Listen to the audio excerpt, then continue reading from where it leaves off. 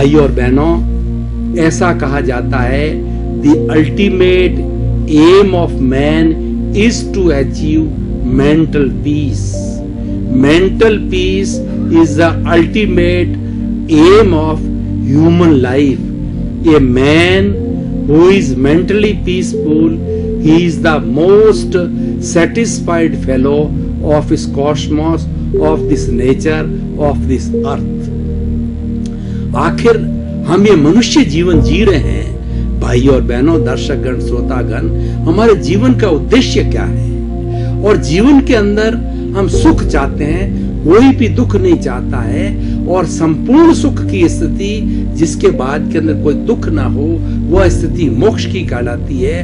उसको हमें भारत के सभी धर्म दर्शनों ने अंतिम साध्य के रूप में माना है. वो हमारी मंजिल है, वो हमारा लक्ष्य है, वो हमारा टारगेट है, वो हमारा जो है एम है बंधुओं. लेकिन इस जीवन का एम ये है कि हमारे जीवन के अंदर मानसिक शांति आए, मानसिक संतुलन बना रहे. वर्ल्ड हेल्थ ऑर्गेनाइजेशन ने जो हेल्थ की परिभाषा दी है, स्वास्थ्य, स्वास्थ्य किसे कहते हैं? स्व प्लस अवस्था, मतलब अपने में अवस्थित होना. अपना क्या? अपनी आत्मा. आत्मा के अंदर अवस्थित होना स्वास्थ्य कहलाता है, क्योंकि अपना सिर्फ आत्मा ही है. ये शरीर तो विनाशी है, ये कल जल जाएगा, समाप्त हो जाएगा. ये तो मिट्टी की तरह है, लेकिन जो अविनाशी तत्व है वह आत्मा है, वह अजर है, अमर है, शाश्वत है, जलती नहीं, मरती नहीं, कटती नहीं, रंग नहीं, रूप नहीं, गंध नहीं, वर्ण नहीं, किसी को रोकती नहीं, किससे रुकती नहीं. ऐसा एक महान तत्व है जो कि स्वयं अपने आप में ईश्वर है, जो कि स्वयं अपने आप में परमात्मा है. वह शाश्वत है बंधुओं. और उस शाश्वत तत्व, उस ईश्वर तत्व का सबसे बड़ा गुण है, वह है आनंद, वो है ब्लिस. तो मानसिक शांति एक आनंद की स्थिति है. इसीलिए इस स्वास्थ्य, जो वर्ल्ड हेल्थ ऑर्गेनाइजेशन ने स्वास्थ्य को 5 भागों में बांटा है, और जिसको 5 ही तरह के स्वास्थ्य होते हैं, वो होलिस्टिक हेल्दी कहलाता है. वो कौन कौन से हैं? फिजिकल हेल्थ, शारीरिक स्वास्थ्य, मेंटल हेल्थ, मानसिक स्वास्थ्य, इमोशनल हेल्थ, भावनात्मक स्वास्थ्य, और स्पिरिचुअल हेल्थ, आध्यात्मिक स्वास्थ्य, और सोशल हेल्थ, सामाजिक स्वास्थ्य. आज हम इस 5 स्वास्थ्य की बात नहीं करेंगे, समय की सीमितता है, और उसके साथ साथ हमारा विषय भी जो है वो मानसिक स्वास्थ्य से जुड़ा हुआ है. तो मानसिक का अर्थ होता है मन से जुड़ा हुआ है, मन का स्वास्थ्य कहलाता है. तो सबसे पहले हम मन को समझना पड़ेगा. मन किसे कहते हैं? हमारे विचारों का संयोजन करने वाला मन कहलाता है.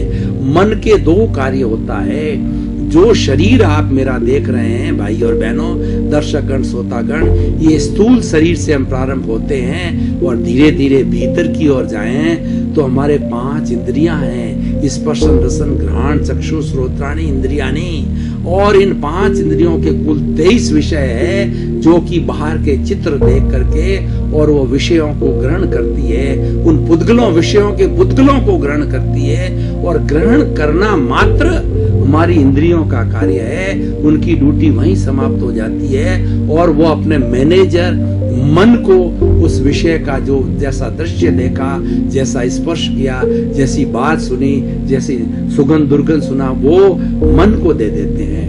अब मन इस पर योजना बनाता है, ये मन का कार्य है. और मन का दूसरा कार्य है चिंतन करना. चिंतन किसका? कि भूतकाल के अंदर मन चला जाता है, तो वो भूतकाल की स्मृति करता है कि मैं 10 वर्ष का यहाँ था, मैं यहाँ जन्मा था, और मैं इस स्कूल के अंदर पढ़ा था. वो भूतकाल की स्मृति के अंदर जाता है.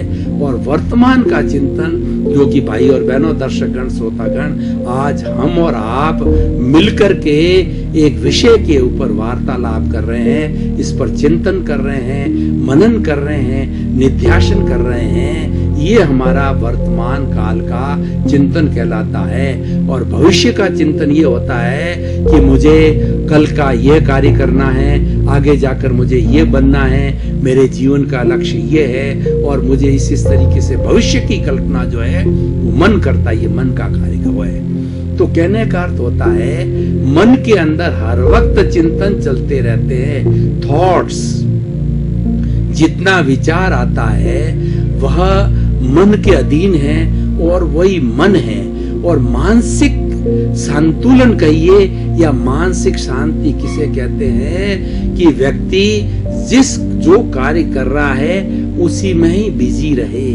जैसे कि मैं अभी आपके सामने स्पीच दे रहा हूं तो मेरा मन है उस स्पीच के अंदर रहना चाहिए, और श्रोतागण, दर्शकगण, भाई और बहनों, आपका मन मेरे को सुनना में रहना चाहिए। इसको हम भाव क्रिया कहते हैं कि वर्तमान में जीना, जिस वक्त कार्य कर रहे हैं, खेलने के समय खेल में मन, पढ़ने के समय में पढ़ने में मन, चिंतन के समय में चिंतन में मन, माला फेर रहे हैं तो मन माला में होने चाहिए, मोटरसाइकिल चला रहे हैं तो हमारा ध्यान मोटरसाइकिल में होना चाहिए, हम सो रहे हैं तो हमारा ध्यान नींद में होना चाहिए। इसको भाव क्रिया कहते हैं और ये मन की सबसे अच्छी स्थिति आ जाती है।